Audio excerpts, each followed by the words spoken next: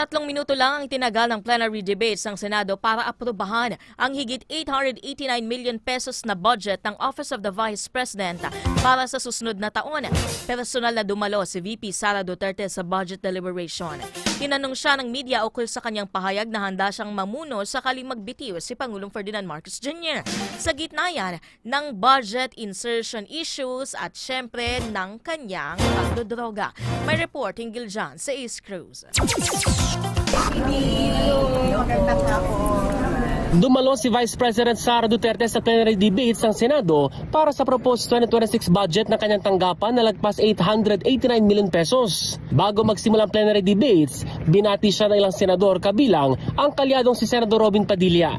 Sa tuwing may dadating na kalamidad, kalungkutan, kamatayan, naandyan po lagi ang ating pangalawang Pangulo upang makiramay, tumulong, kahit saan pong lupalop sa Pilipinas. Itinasa sa Senado sa 889 million pesos ang OVP budget kumpara sa inaprubahan ng Kamara na 733 million pesos. Walang senador na komisyon dito sa plenaryo. There being no other reservation for interpellation, I move to close the period of interpellation on the budget of the Office of the Vice President. The budget of the Office of the Vice President is hereby deemed submitted. Ito lang ang pahayag ni Duterte sa media matapos ang pag-aproba ng pondo ng kanyang tanggapan.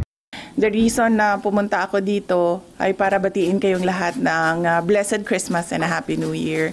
And I wish you good health in the year 2026.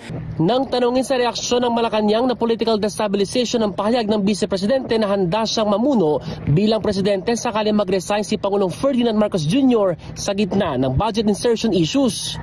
Next year na po. Mas mataas na higit 150 million pesos ang inaprobahang 2026 budget ng OVP kumpara sa higit 733 million pesos na pondo ngayong taon.